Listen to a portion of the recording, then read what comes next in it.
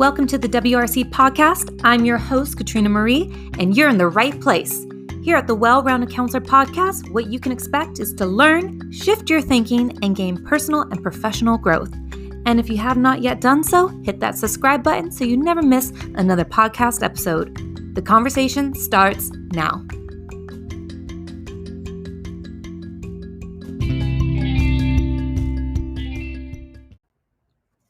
Hey everybody, I hope you're having a great week so far. I just want to tell you that today's episode is a little different. So I was recently invited to be on the podcast called Grow Together by Mudasir Razza. And today's episode is really just about him interviewing me. And I'm hoping that you get something fun out of it.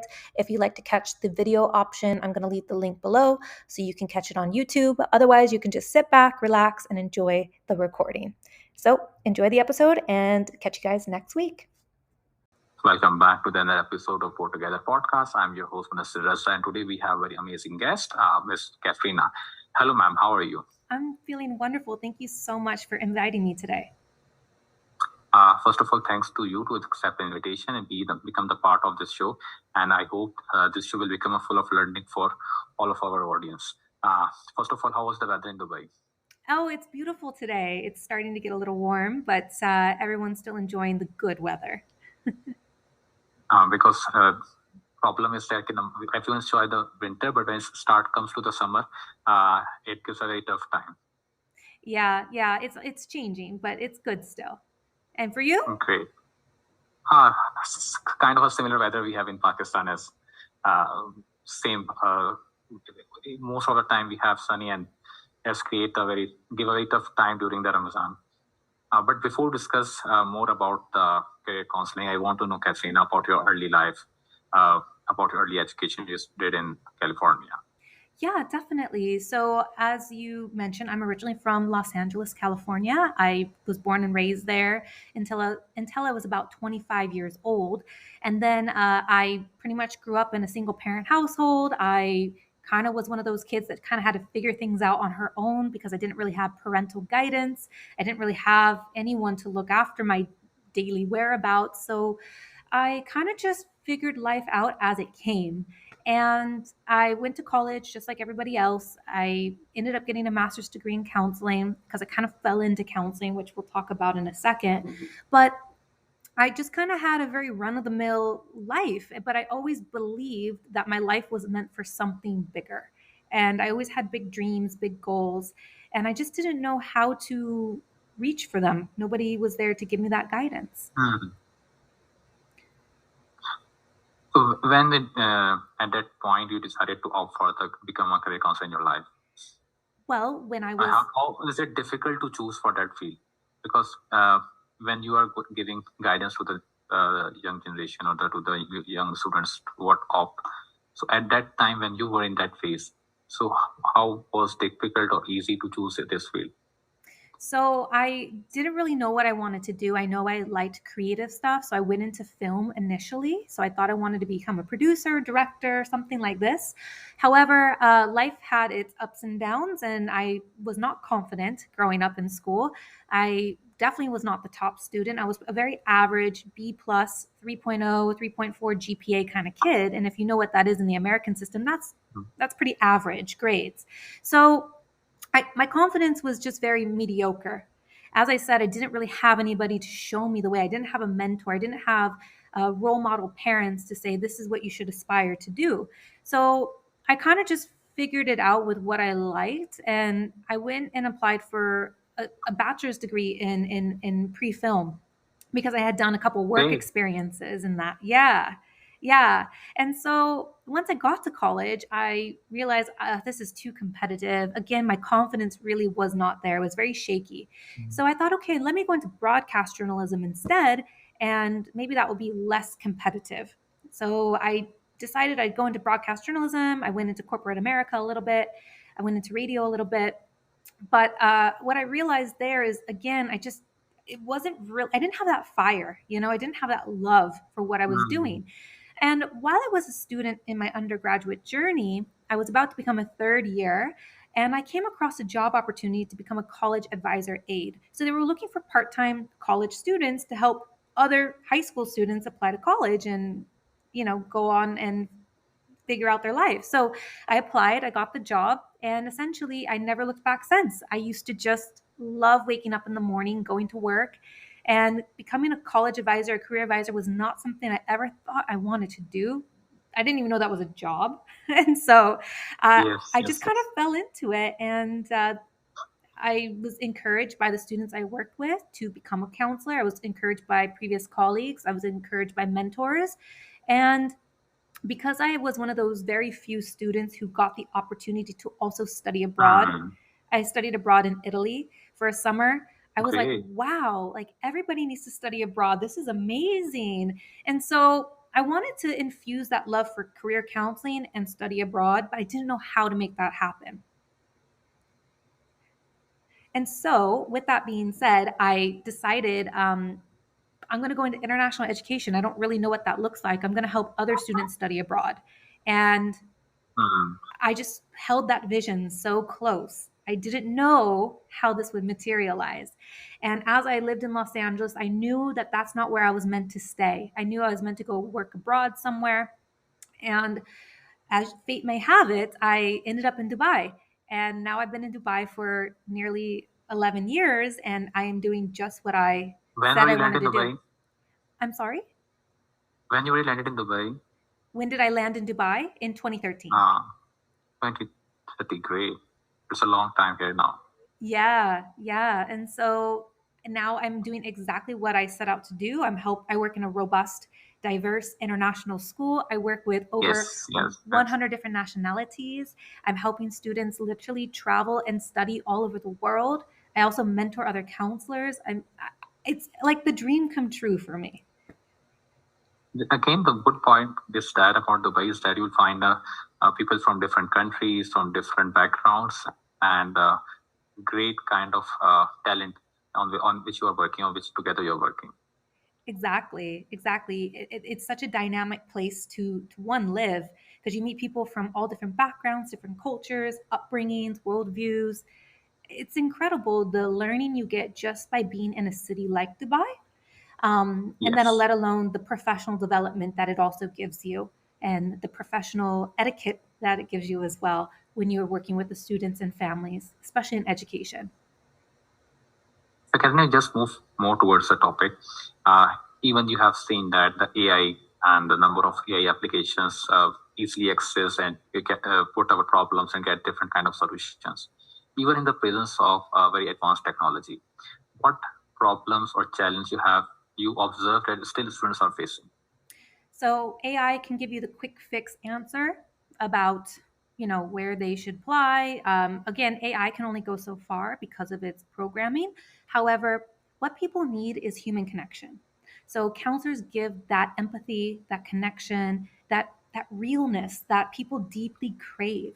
I mean, we're human at the end of the day, so we all desire connection with one another. So that is why a Hmm. counselor is so critical in someone's life, no matter what age that they are at or what they are seeking. A coach, a counselor, a guide, that human connection can never really be replaced 100% by AI. Yes, yes, yes. That's so true. But again, we have number of programs like IGCSE, O level, IB program, and then after that we have to choose for the high school, college, or university. So, what problems students facing, and how do you tackle them? Yeah, so students are always worried about, am I going to get in? They're always plagued with fear, right? So, Yes, yes, and yes. that blocks them from seeing the possibilities of what is actually out there. So my job, and this is what I preach, this is kind of like what I say to all of my students, is that my job is to make this so easy, so simple. It's not scary, and it's actually to actually make it more fun because it's a milestone in your life. This is like going to prom or learning how to drive or getting married. Like, you applying to college, this is kind of like a momentous time in your life. So let's make this fun. Let's remove the fear, let's remove the drama, because I don't think you guys like drama. And so let's make it a little less fearful. So kids start to change their perspective, the parents start to change the perspective, the paradigm starts to shift, and then people feel a little less anxious, because that's what's happening is the competitiveness, the anxiousness, the fear, the comparison trap. And my job I mean, I'm only one person, but my job is to really make it simple and less scary. Amazing, because this is a very important decision which students has to be taken.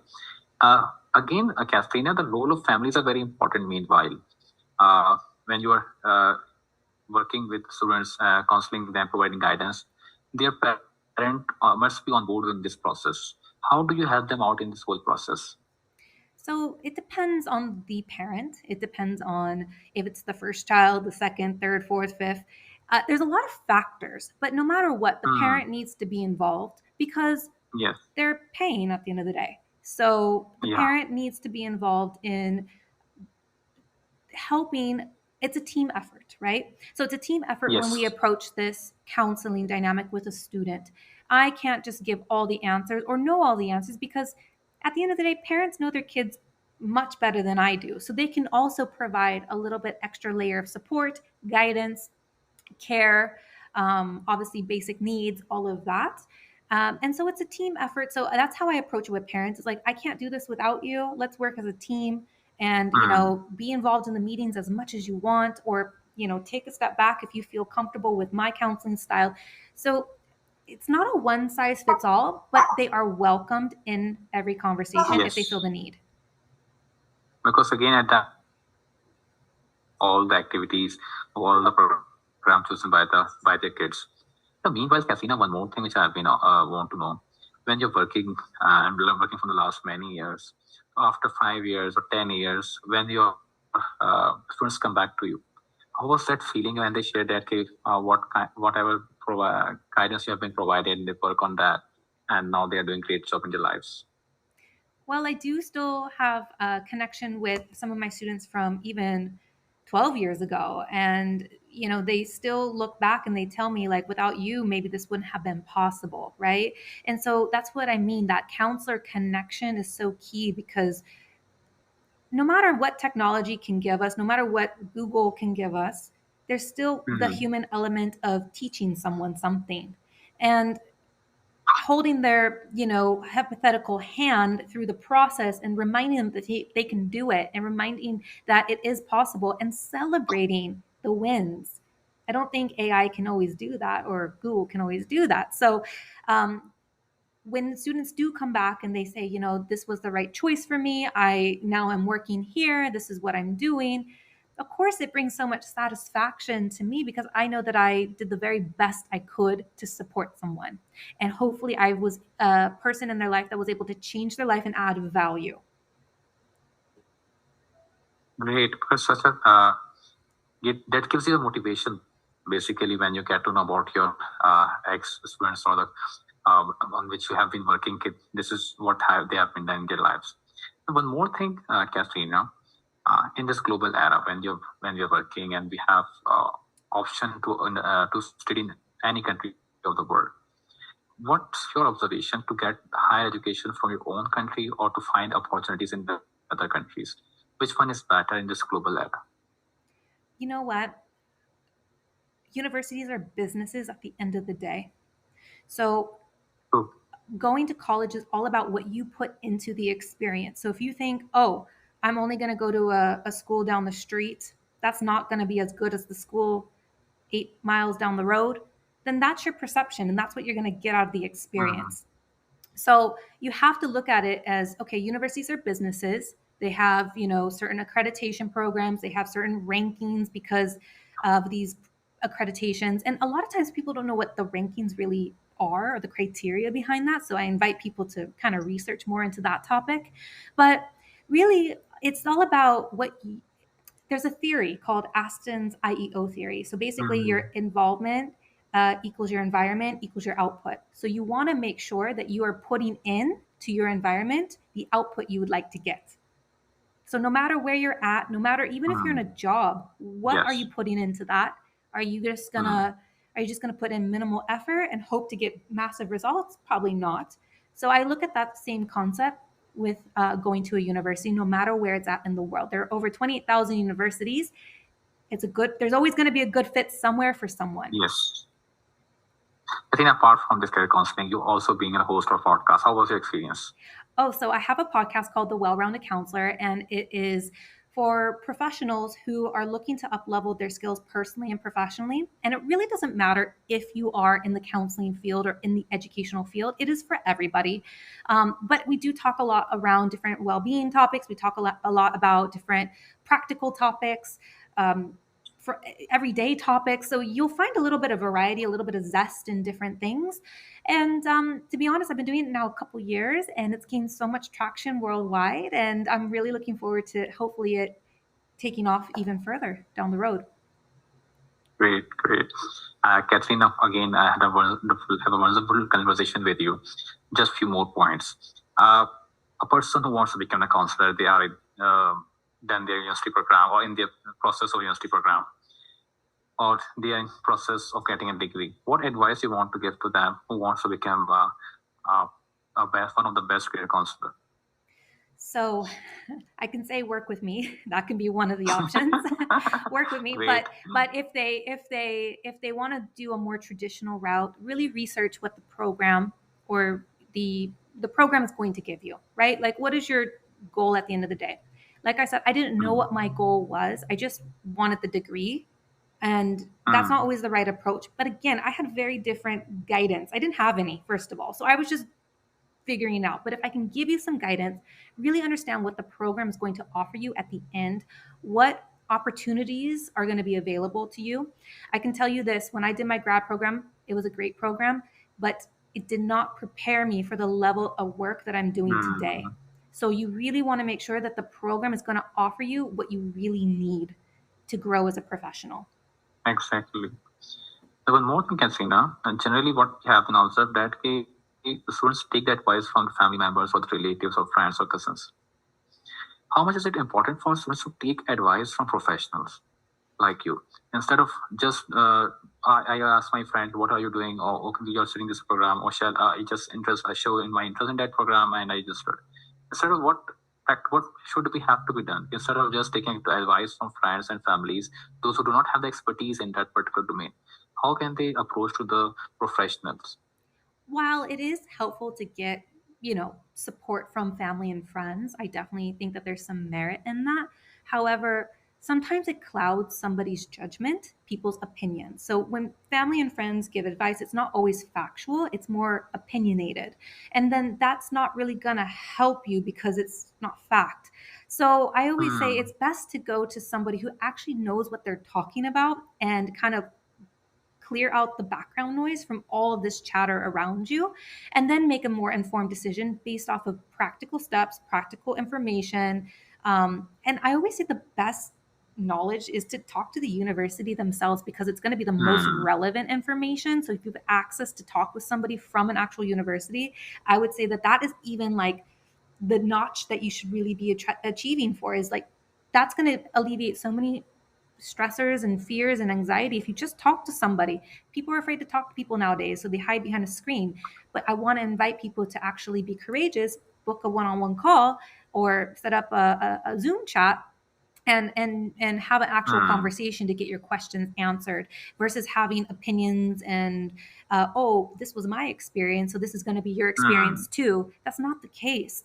We're not all we're not all copy paste of each other. So I really want to invite people to really think about who they're going to for support, and does it actually benefit you. Exactly, because everyone has your own journey and you cannot try to copy paste their lines into your own journey. Again, in last, any advice which you want to give to the young students who want to do something in their life, but meanwhile, again, they do not have clear direction? I would say to them that you don't need to have it all figured out today. I didn't at their age. I was a 15, 16, 17-year-old one time in my life, and I still, don't have it all figured out even 20 years later. But I will tell you, as you go through life and as you go through your education and your career, you will start to uncover elements of yourself that is only going to make you a better human. It's only going to make you a better person in society. And eventually your what's next will come about. You don't have to have it all figured out right now. Thank you so much, Katrina. Lovely conversation with you. I enjoyed a lot, and I hope so that all the students who are watching this episode, they will get benefit from it. Oh, no problem. Thank you for having me today. It was wonderful to discuss this. Thank you so much. Have a nice day and take care.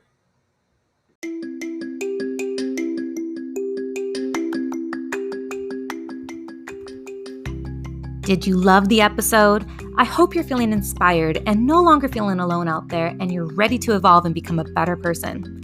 Make sure that you share this podcast or take a screenshot and post it on your social media. That's how you help spread this podcast organically, and people can find it much easier when you share, or share it with a loved one.